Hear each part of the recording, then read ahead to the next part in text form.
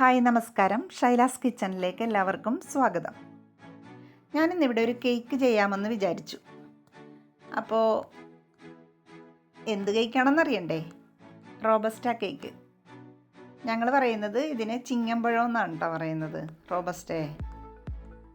അപ്പോൾ ഇതിലേക്ക് ആവശ്യമായിട്ടുള്ള 1.5 കപ്പ് മൈദപ്പൊടി എടുത്തു വെച്ചിട്ടുണ്ട്. അത് 250 ഗ്രാം തൂക്കമുള്ള കപ്പിലാണ് ഞാൻ എടുത്തിരിക്കുന്നത് കേട്ടോ.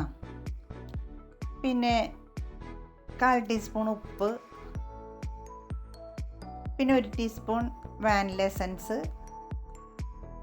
1/2 കപ്പ് സൺഫ്ലവർ ഓയിൽ, 1/4 കപ്പ് പൊടിച്ച പഞ്ചസാര ഓരോരുത്തരുടെ ഇഷ്ടമനുസരിച്ച് എടുക്കാം കേട്ടോ. ഞാനിവിടെ 1/4 കപ്പ് എടുത്തിട്ടുള്ളൂ. പിന്നെ 1 teaspoon baking powder, 1/2 teaspoon baking soda.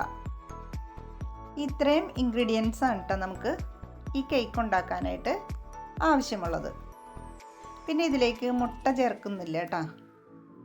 ഈ കേക്കിന് മുട്ട ചേർക്കാറില്ല, ഞാൻ ചേർത്തിട്ടില്ല കേട്ടോ. അപ്പോൾ നമുക്ക് ഈ റോബസ്റ്റ പഴം എടുക്കുമ്പോഴേ അത്യാവശ്യം നല്ല പഴുത്ത പഴമാണ് കേട്ടോ നമുക്ക് വേണ്ടത്.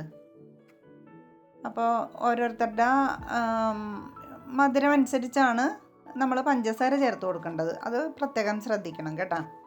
പഴത്തിന് ചിലപ്പോൾ നല്ല മധുരം ഉണ്ടെങ്കിലേ നമുക്ക് പഞ്ചസാര അധികം ചേർക്കേണ്ട ആവശ്യം വരുന്നില്ല.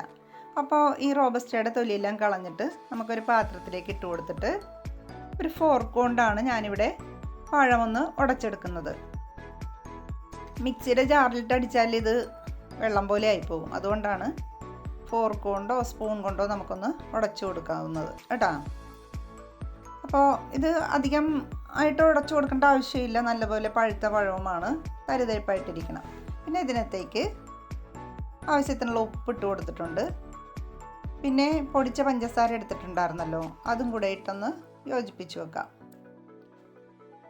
പിന്നെ ഇതിനകത്തേക്ക് എടുത്തു വച്ചിരിക്കുന്ന 1 ടീസ്പൂൺ ബേക്കിംഗ് പൗഡറും പിന്നെ 1/2 ടീസ്പൂൺ സോഡാപ്പൊടിയും ചേർത്ത് കൊടുത്തിട്ടുണ്ട്. പിന്നെ മൈദപ്പൊടിയും കൂടെ ഇതിനകത്തേക്ക് ചേർത്ത് കൊടുക്കണം.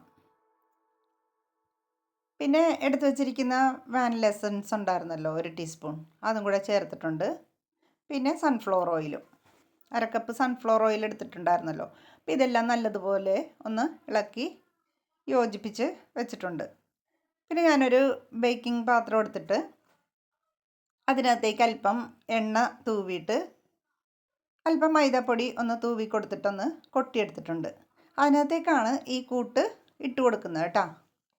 അപ്പം ഞാനിവിടെ ഓവനിലല്ല ഇത് ചെയ്യുന്നത്, കുക്കറിലാണ്. അപ്പോൾ കുക്കർ 10 മിനിറ്റ് പ്രീ ഹീറ്റ് ചെയ്യാനായിട്ട് ഗ്യാസ്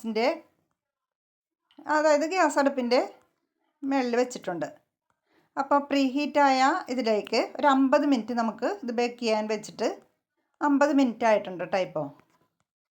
അപ്പോൾ ഇത് നല്ലതുപോലെ ഒന്ന് വെന്ത് വന്നിട്ടുണ്ട്. നല്ല സ്മെല്ലാണ് കേട്ടോ ഈ റോബസ്റ്റ കൊണ്ട് കേക്ക് ഉണ്ടാക്കുമ്പോഴേ.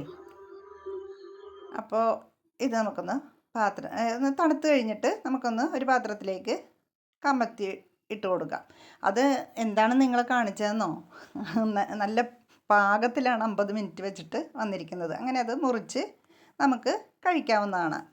അപ്പോൾ പറ്റാവുന്നവരൊക്കെ ഒന്ന് ട്രൈ ചെയ്യണേ, നല്ല ടേസ്റ്റിയാണ് കേട്ടോ. അപ്പോൾ ഇനി അടുത്ത വീഡിയോ ആയിട്ട് വരുന്നത് വരെ എല്ലാവർക്കും നന്ദി, നമസ്കാരം.